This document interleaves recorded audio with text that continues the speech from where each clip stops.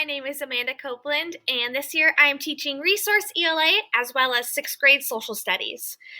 With 3 different subjects, I'm going to leave all of my information up on the screen so you can go over this with your families on your own time. This is my 2nd year here at WMS. Prior to that, I was a one-on-one paraeducator at Centennial Elementary. I most recently received my master's degree in special education. If your student is in my 7th grade reading class, first period, we will be using the Springboard curriculum. That is the same as the general education classes. We just modify assignments and break down the stories even more. We take a little more time to read them. We will still be doing fluency checks every day when I see them. That is a 1-minute timing where I mark down how many correct words per minute your student can read. We will also be doing comprehension checks, which will be a little tricky through virtual learning, but we will still be doing that quarterly. If your student is in my 6th grade writing class, we are using the Scholastic Scope magazines for our curriculum this year. These are really interesting stories written by and specifically for middle school students. For both my reading and writing classes, pacing will totally be determined by students' progress and understanding of the material. If you are one of my social studies families, day 1 of the week, which is Tuesday, when I see them, we will focus on History Alive. We will read 1 chapter from our book every week. And the day 2, or Friday, when I see them, we will focus on current events of the world. Grading. All of my assignments are graded on a 5-point scale, and I use 3 different areas for my grading: content knowledge, quiz, and completion. This year, there are no Fs given out in class. All grades across the school will be A, B, or C. I do put due dates on all of my assignments. However, I know that this virtual learning experience is very tricky for most of our kids and for teachers as well. So my harsh deadline is by the end of the quarter. For credit for any assignment, they must be in by the end of the quarter. My Schoology pages are set up to be pretty simple for you and your students. I have all classwork located in one folder. It's called Virtual Learning Work. I keep that folder green, so I tell the kids go to the green folder. Within the green folder, I have work broken up into 2 sections. For reading and writing, things are listed in either homework or quizzes. And for social studies, I keep it History Alive or current events.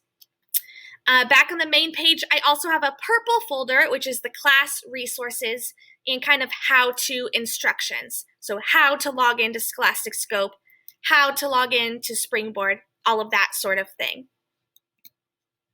Submitting work. Your student just needs to do their assignment and then hit the button that says submit. If they don't hit that button, it's not actually getting turned in to me. Now, if they hit submit and then later decide they want to make some changes, they can of course go in and unsubmit their work, edit their work, make any changes they want, but they will have to resubmit that work. I do have all the due dates on Schoology. You can totally use that as a reference when they're completing their work. Let's see, for reading and writing, students should be reading on their own for a total of 1 hour every week. For History Alive, for social studies, History Alive is always due on Sundays. Current events work is always due the following Wednesday. Participation and expectations. Students need to come to class and they need to be on time. When students log on 20 minutes into the class, they've already missed 20 minutes of instruction.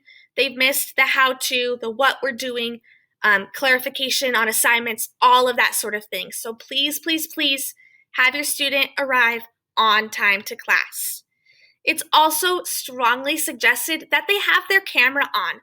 That is way easier for me to tell if students are understanding just by seeing their face and they're nodding.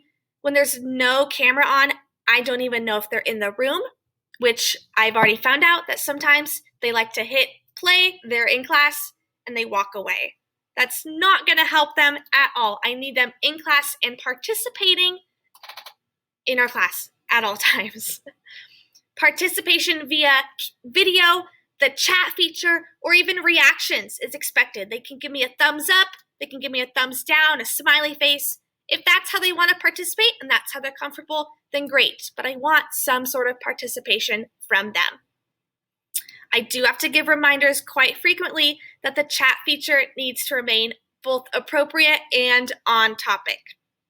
If your student needs to miss class for any reason, just notify me. You can email me. No worries, I will catch them up. If it's an unexpected absence, again, just email me. I'll catch them up. It's totally fine. Things happen. We get it. How you can help your student. Please make sure that your student has a quiet space to work that is free from distractions. Not near a TV, not next to another sibling who's in class at the same time, not in their bed. Okay, we want students sitting up in a chair. That way their body is able to learn and focus on their work. Please encourage your student to keep track of their assignments however they like to. I personally use a planner. I know some of my students are using sticky notes. That's great if they want to use a calendar or just writing it down on their Chromebook, whatever works for them. But please, please encourage them to write down their assignments and the due dates as well. It's also really nice to be able to check something off of your list. Please make sure your student is attending class daily. We can't teach them if they don't come. If you have any tech issues, I have listed the phone number there for the help desk. They are able to help you at any time with any tech issues you are having. If your student needs help from me, please encourage them to email me. They can message me on Schoology. They can hang on at the end of a Zoom class and ask me questions.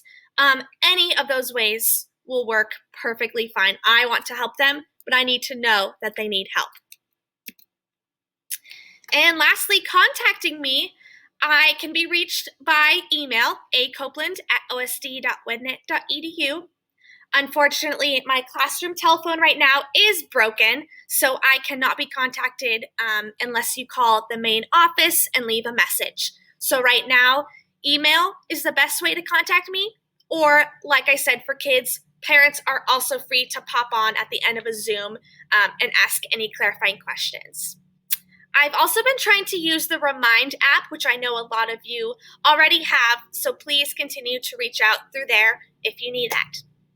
I've also listed my classroom website that is up and has a little more information about myself and our class, so please feel free to take a look at that. I wish that we could be meeting in person, but I want you to know that your kids are all doing a wonderful job. They are so fun to work with over Zoom, and hopefully we can be back in person when it's safe again. Thank you guys so much. Have a great night.